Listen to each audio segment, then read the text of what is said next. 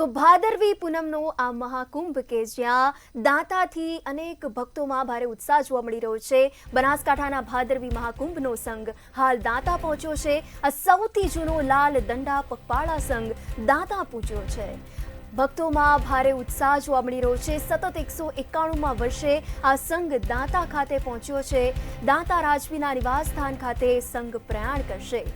ભક્તિ, શક્તિ અને આસ્થાનું કેન્દ્ર એટલે અંબાજી અને માં અંબાના દર્શન અને પૂજા કરી સંઘ અંબાજી પ્રયાણ કરશે।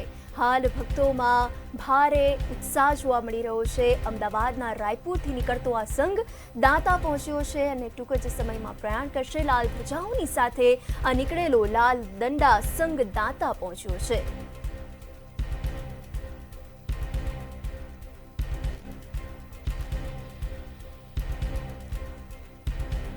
તો દાંતા રાજવીના નિવાસસ્થાન ખાતે આ સંઘ પ્રયાણ કરશે।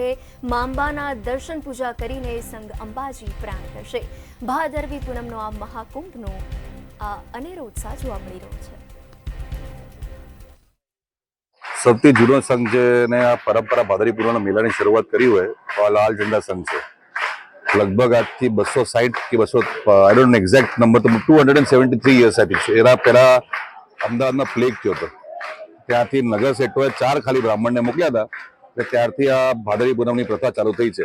એ ટાઈમે 4 બ્રાહ્મણ આવ્યા હતા, ત્યારથી અહીંયા અમે એમનું સ્વાગત કરતા આવીએ છીએ અને એ દર વર્ષે આવે છે।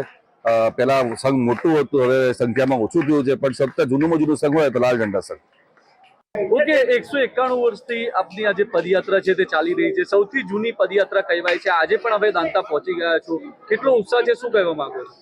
અમારી જે લાલ દંડા સંઘનો જે પરિવાર છે અને એમાં પણ આ જે બ્રાહ્મણની ટીમ છે, બહુ જ અતિ આનંદથી, અતિ ઉલ્લાસથી હવે 20 કિલોમીટર છે જે માતાજીનું અમારા વચ્ચેનું અંતર ખૂબ ઝડપથી કાપી લઈએ, અંબાજી પહોંચી જઈએ। માં જગદંબાને કાલ જે ધજા મેં લઈને આવ્યા છે એમને સુખરૂપ નિર્વિઘ્ને અર્પણ કરી અને માતા ચરણોમાં ખૂબ આશીષ મેળવવાની ઈચ્છા છે। અમદાવાદથી ચાલતા આવો છો, બહુ દૂરથી આવો છો, કેટલો ઉત્સાહ છે લોકોમાં? વયવૃદ્ધ લોકો પણ સંઘમાં છે? હા, નાનાથી લઈને મોટા સુધી અમારા કરતા જે વૃદ્ધ છે એને અમારા કરતા પણ ખૂબ જ વધારે ઉત્સાહ છે।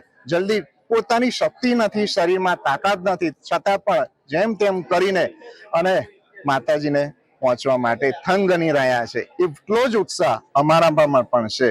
જલ્દી અમે માતાજી પાસે પહોંચી જઈએ અને માને આમંત્રણ નવરાત્રીનું અમે આપવા માટે જલ્દી અહીંયા પહોંચી જઈએ। ઓકે, આપનું નામ?